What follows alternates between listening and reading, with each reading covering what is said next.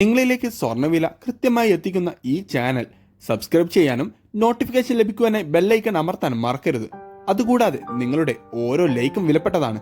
Like ചെയ്യാൻ മറക്കരുത് കേട്ടോ. കേന്ദ്ര സർക്കാർ നികുതി കുറച്ചതിനെ തുടർന്ന് സംസ്ഥാനത്തെ സ്വർണ്ണവില കുത്തനെ ഇടിഞ്ഞത്. കേന്ദ്ര ബഡ്ജറ്റ് അവതരണം നടന്ന 23-ാം തീയതി രാവിലെയും ഉച്ചക്കുമായി 2200 രൂപയുടെ കുറവാണ് കേരളത്തിൽ സ്വർണ്ണവിലയിൽ ഉണ്ടായത്. സ്വർണത്തിൻ്റെയും വെള്ളിയുടെയും പ്ലാറ്റിനത്തിൻ്റെയും ഇറക്കുമതി തീരുവ കേന്ദ്ര സർക്കാർ കുറച്ചിരുന്നു.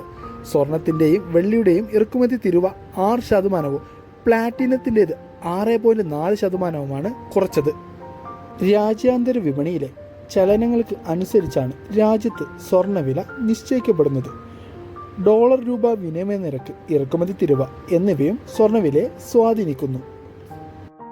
ഇറക്കുമതി തീരുവയിലുണ്ടായ മാറ്റം വരും ദിവസങ്ങളിലും സ്വർണ്ണ വിപണിയിൽ കുറവ് നേരിടാൻ കാരണമാകും. സംസ്ഥാനത്ത് 24 ക്യാരറ്റ് സ്വർണ്ണവില 1 ഗ്രാമിന് 7100 രൂപയിലും 20 ക്യാരറ്റ് സ്വർണ്ണവില 1 ഗ്രാമിന് 6325 പവന് 50,600 രൂപയിലുമാണ്. മാറ്റമില്ലാതെ ഇന്ന് വ്യാപാരം നടന്നുകൊണ്ടിരിക്കുന്നത്. സംസ്ഥാനത്തെ വിപണിയിലെ മാറ്റങ്ങൾക്കും വാർത്തകൾക്കുമായി ചാനൽ സബ്സ്ക്രൈബ് ചെയ്യാൻ മറക്കരുത്. Thanks for watching.